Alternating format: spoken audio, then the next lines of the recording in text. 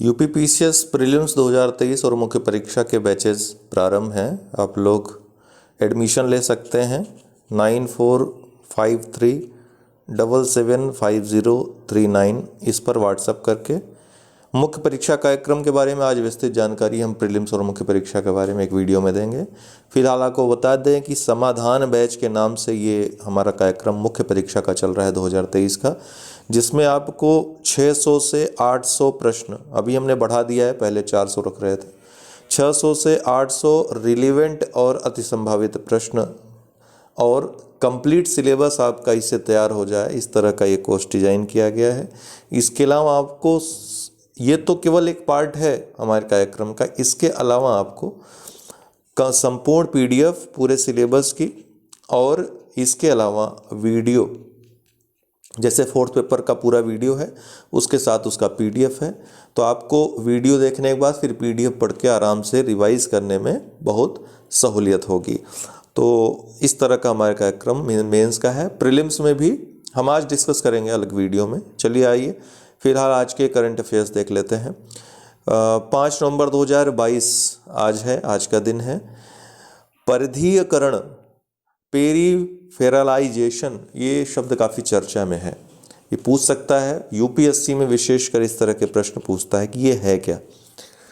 तो देखिए, दिल्ली ऐसे शहरों में जब कोई बड़ा आयोजन होता है या फिर किसी अन्य कारण से जब शहरीकरण में तीव्र वृद्धि, बहुत तेज़ी से संख्या वृद्धि होती है, तेज़ी से लोगों का आना होता है, तो अक्सर अनियोजित बस्तियां बस जाती हैं और यही अनियोजित बस्तियों का धीरे धीरे विकास हो जाता है और ये शहर के लिए एक बड़ी समस्या बन जाती है बाद में। तो इसी तरह की अनियोजित बस्तियां नई दिल्ली के संदर्भ में अभी हाल ही में चर्चा में है। वहाँ पे काफ़ी काम होना है, वहाँ पेयजल संकट है, स्वास्थ्य का संकट है, सुरक्षा का संकट, बहुत सारे संकट, बहुत सारे समस्याएं वहाँ पे हैं, जिसका अभी हाल ही में जिक्र किया गया क्योंकि वहाँ पर चुनाव आयोजित होने वाले हैं। तो इसलिए आपको इस शब्द के बारे में जानना चाहिए। तो अनियोजित बस्तियों के विकास से संबंधित है परिधीकरण, पहली बात। ठीक है, नई दिल्ली में ही नहीं, यहाँ चूँकि चुनाव है तो चर्चा में है। जो बड़े शहर हैं आज की डेट में, आप वहाँ जाएंगे तो अनियोजित बस्तियाँ, अनियोजित कॉलोनियाँ आप जाएंगे घूमने, देखेंगे। जैसे लखनऊ में ही आप जाएंगे तो आपको बहुत सारी अनियोजित बस्तियां वहाँ मिल जाएंगी, मतलब आपको वहाँ पर नाक दबा करके वहाँ से गुजरना होगा, इस तरह की इतनी गंदगी है वहाँ पर। तो इस तरीके से आप बस इतना जानिए आपकी परीक्षा दृष्टि से। बाकी मुख्य परीक्षा में इसका विस्तृत चर्चा करेंगे, क्या उपाय हो सकते हैं। कोरोनल होल्स, अभी देखिए सूर्य देख रहे हैं, हंसता हुआ प्रतीत हो रहा है, तो यही कोरोनल होल्स के कारण ही ऐसा हो रहा है। अर्थात सूर्य का जो कोरोना है, जब से जो सबसे बाहरी भाग होता है, सबसे ज़्यादा चमकीला जो आपको दिखता है, यहाँ पर अक्सर जो प्लाज्मा होता है उसका घनत्व वो कम होने के कारण यहाँ चमक थोड़ी फीकी हो जाती है, जिस कारण ये इस तरह की आकृति देखने को अभी हाल ही में मिली। तो कोरोना होल्स चर्चा में आए। तो नासा के एक अध्ययन में, उसके एक चित्रण में सूर्य के एक चित्र को अगर देखा जाए तो सूर्य मुस्कुराते हुए प्रतीत हो रहा है। सौर कोरोना में अपेक्षाकृत शांत, कम घने प्लाज्मा का अस्थायी क्षेत्र होता है यह, ठीक है, जिसके कारण कि इस तरह की स्थितियां देखी जाती हैं। तो आप देख सकते हैं सूर्य कैसे दिख रहे हैं। सेन्ना स्पेक्टाबिलस अभी हाल ही में चर्चा में रहा, पौधे की एक प्रजाति है, लेकिन अब ये आक्रामक प्रजाति के रूप में चर्चित है। इसको ले तो आया गया था सजावटी पौधे के रूप में, सजावट के काम में ले आने के लिए, इसके अलावा लकड़ियों को इसके जलाने के काम में ले आने के लिए। लेकिन हाल ही में और कहाँ से ले आया गया था, तो दक्षिण अमेरिका और मध्य अमेरिका के क्षेत्र से ले आया गया था भारत में। अभी हाल ही में चर्चा में आया जब मुदुमलाई टाइगर रिजर्व, जो MTR है, तमिलनाडु के नीलगिरी जिले में, कर्नाटक, केरल और तमिलनाडु के जंक्शन पर यह टाइगर रिजर्व स्थित है। यहाँ पे सिगुर पठार के पास 800 से 1200 हेक्टेयर भूमि पर सेन्ना स्पेक्टाबिलस का कब्जा हो गया है। तो आक्रामक प्रजातियाँ क्या होती हैं, जो किसी क्षेत्र में जब इंटर करती हैं तो बहुत तेज़ी से यहाँ पर पर्यावरण का विनाश करती हैं और अपना विस्तार करती हैं। ठीक है, तो ये जो है, जैसे आपको हाथी घास के बारे में पता होगा, अमेरिका से लाई गई थी, ठीक है, खरपतवार नाशी के रूप में लाई गई थी, लेकिन वो खुद ही जो है विनाशकारी बन गई और आज की डेट में इसका काफ़ी पर्यावरण को नुकसान इसकी वजह से पहुंचा है। न सिर्फ पर्यावरण को बल्कि स्वास्थ्य को भी नुकसान कहते हैं, उसको अगर टच वगैरह कर ले तो उससे भी बहुत सारी बीमारियां हो जाती हैं, चर्म रोग जैसी चीज़ें हो जाती हैं, है ना। तो इस तरह की प्रजातियां आक्रामक प्रजाति होती, बहुत तेज़ी से जो कवर करती है, बहुत तेज़ी से कब्जा करती जाती है, ठीक है, और वहाँ की जो वनस्पतियाँ, अन्य वनस्पतियाँ उनको समाप्त करती जाती है। तो मुदुमलाई टाइगर रिजर्व में सेन्ना स्पेक्टेबुलस जो पौध प्रजाति है उसने काफ़ी नुकसान पहुँचाया है। इसका कब्जा लगभग 800 से 1200 हेक्टेयर भूमि पर, मतलब इसी की चलेगी, ये जिसको चाहेगा जीवित छोड़ेगा, जिसको चाहेगा वो मतलब समाप्त कर देगा जिस प्रजाति को। तो इस तरह की प्रजातियां आक्रामक प्रजाति होती है। इससे आक्रमण का मतलब समझते ही आप। MTR की बात करें अर्थात मुदुमलाई टाइगर रिजर्व की, तो ये वायनाड वन्यजीव अभ्यारण्य जो कि केरल में स्थित है, साइलेंट वैली, इसके अलावा कर्नाटक के बांदीपुर राष्ट्रीय उद्यान और तमिलनाडु के मुकुर्ती राष्ट्रीय उद्यान, इनसे घिरा हुआ MTR है, चारों तरफ से इन्हीं से घिरा हुआ है। इसके अलावा देखिए, आपने राष्ट्रीय उद्यान देखा, वन्यजीव अभ्यारण्य देखा, एक और टर्म होता है उसका नाम है बायोस्फीयर रिजर्व। ये राष्ट्रीय उद्यान और जो वन्यजीव अभ्यारण्य होते हैं वो एक ही किसी बायोस्फीयर रिजर्व में स्थित होते हैं। तो बायोस्फीयर जो रिजर्व होता है एक बहुत बड़ा क्षेत्र होता है, एक बहुत विस्तृत क्षेत्र होता है जिसमें कई राष्ट्रीय उद्यान भी हो सकते हैं, वन्यजीव अभ्यारण्य भी हो सकते हैं।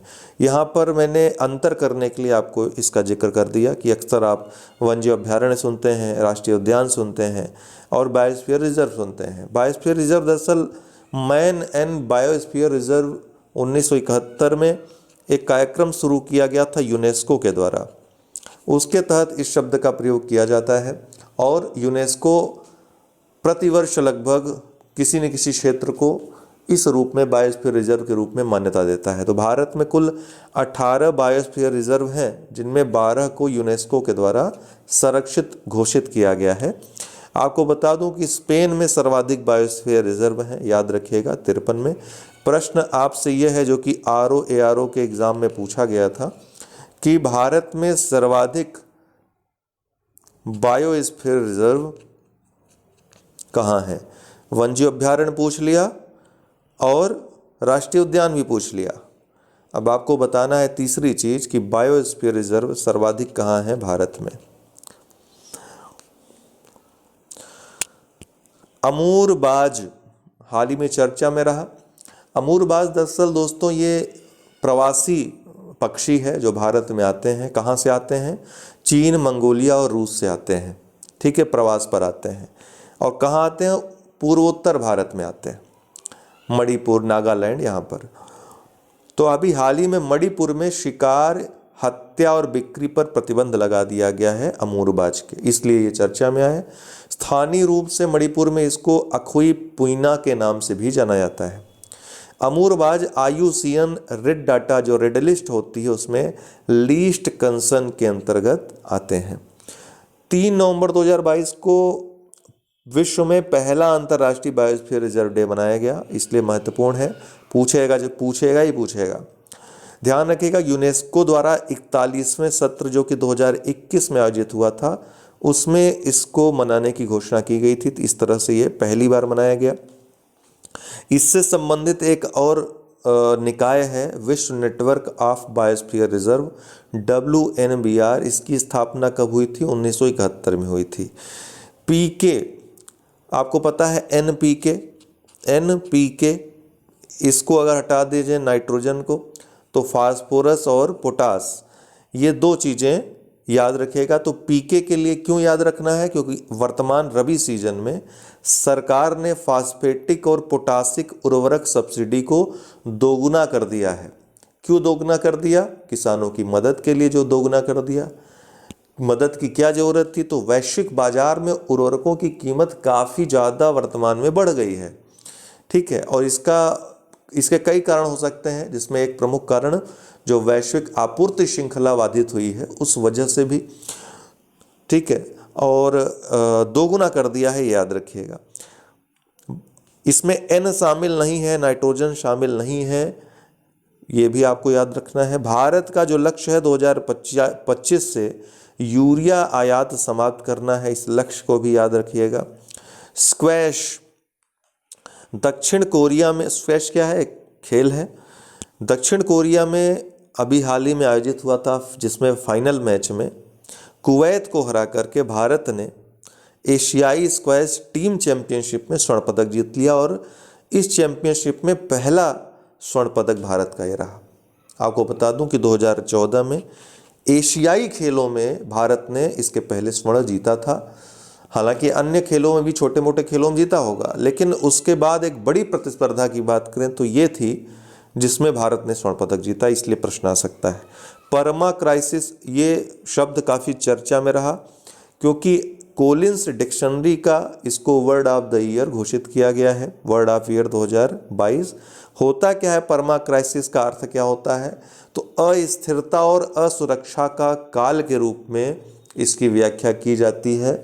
और अस्थिरता असुरक्षा का काल क्यों? क्योंकि एक तो कोविड आया, कोविड के बाद यूक्रेन संकट, यूक्रेन जो रूस यूक्रेन युद्ध हो रहा है, तो इसके कारण आपूर्ति श्रृंखला, वैश्विक आपूर्ति श्रृंखला तो बाधित हुई ही, लोगों का जीवन स्तर काफ़ी प्रभावित हुआ है। तो इसलिए परमा क्राइसिस के नाम से इसको जानते हैं। बेंजामिन नेतन्याहू ये इजराइल के नए प्रधानमंत्री बन गए हैं, तो पुनः ये प्रधानमंत्री बन गए इजराइल के, इनके बारे में आ सकता है।